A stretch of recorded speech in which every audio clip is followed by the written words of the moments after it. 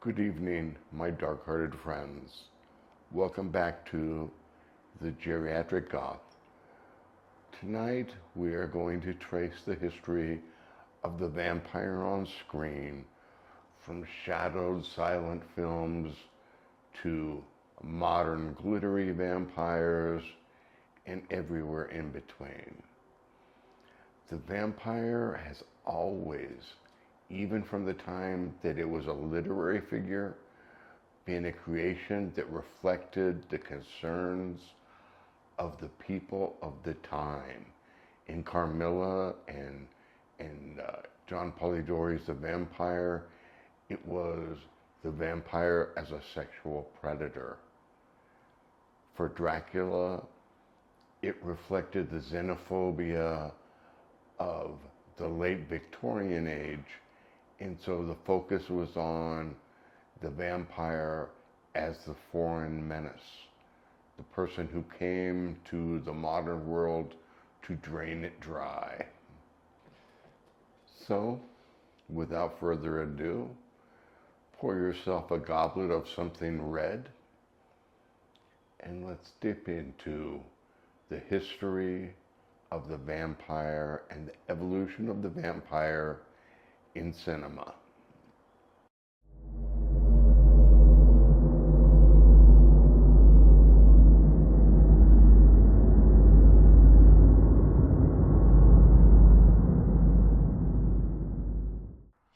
In 1922, the vampire first stalked onto film in F.W. Murnau's Nosferatu.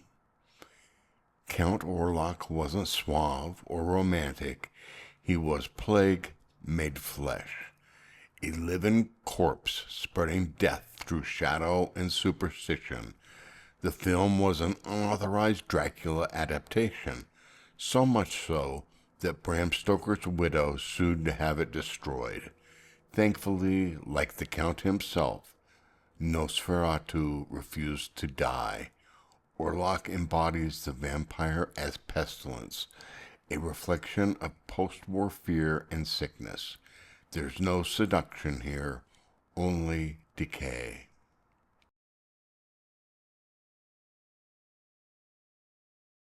A decade later, Universal's Dracula introduced a different kind of monster. I am Dracula. Bela Lugosi's elegant Count made the vampire hypnotic, regal, a dark mirror to early Hollywood's glamour.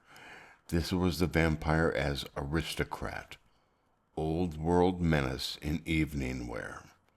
Lugosi's accent and present became the vampire's signature for generations. If Orlok was a disease, Lugosi was desire, and the audience was utterly bitten.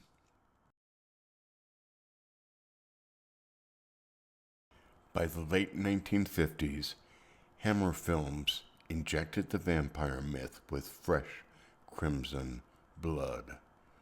The Horror of Dracula stalled Christopher Lee as a feral athletic count, opposite Peter Cushing's relentless Van Helsing. Hammer brought technicolor to terror, and with it, sexuality and violence. This was the vampire as visceral passion, unleashed from Victorian repression. Lee's Dracula wasn't talkative, he was primal. Hammer made vampires thrillingly dangerous again.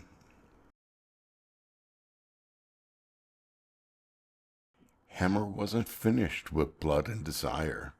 The vampire lovers adapted Carmilla, one of literature's earliest lesbian vampire stories. Ingrid Pitt's Carmilla was both predator and tragic romantic. This era turned the vampire into a symbol of forbidden sexuality, especially female sexuality, both alluring and threatening to the conservative gaze. The vampire had become the outsider we wanted to be bitten by.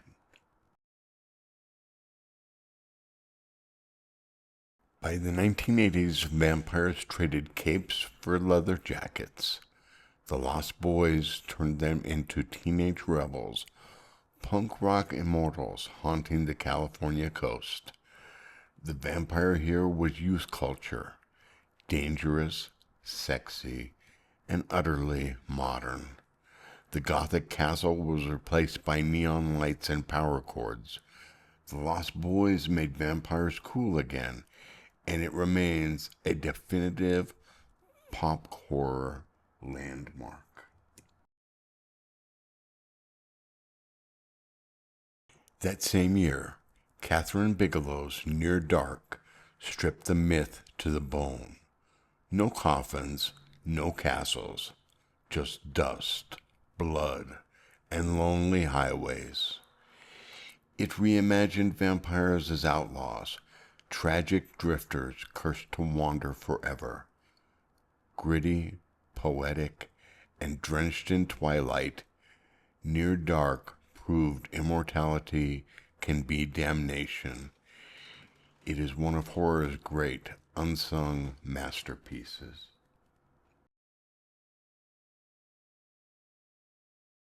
Then came Twilight. For better or worse, it changed everything. The vampire was no longer a monster, but a misunderstood heartthrob with impeccable hair and emotional depth. Critics scoffed, but Twilight revived the genre for a new generation, proving vampires could still dominate pop culture, love them or loathe them. The Cullens ensured the vampire lived forever in memes and merchandising. And now the cycle returns to shadow. Robert Eggers' Nosferatu reclaims the grotesque origins of the vampire, expressionist, tragic, and eerily beautiful. It's a love letter to the Silent Age, horror as atmosphere and obsession.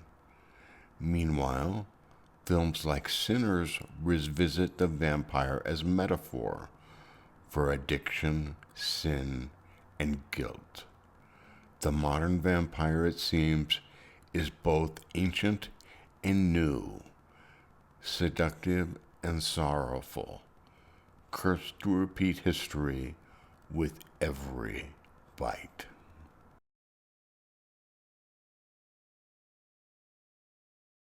From the shadows of silent film to the pulsing throb of disco music and rock music,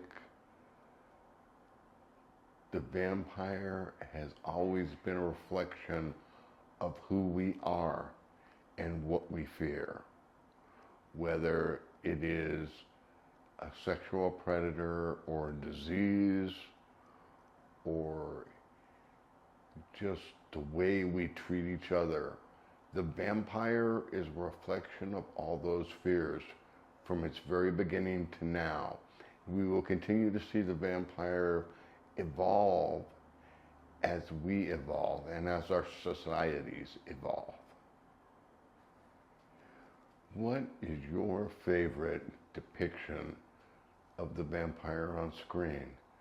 Be sure to comment down below and let us know so we can talk about what the vampire is reflecting about us today. If you enjoyed this look at where the vampire has been and maybe where it is going, please like this video. If you haven't yet, subscribe to the channel. Take a moment to browse through our merchandise, and if you have a couple bucks you can spare, you can throw it our way through the Buy Me a Coffee app and help keep this channel growing. Thank you for watching the Geriatric Goth. Until next time, stay scary.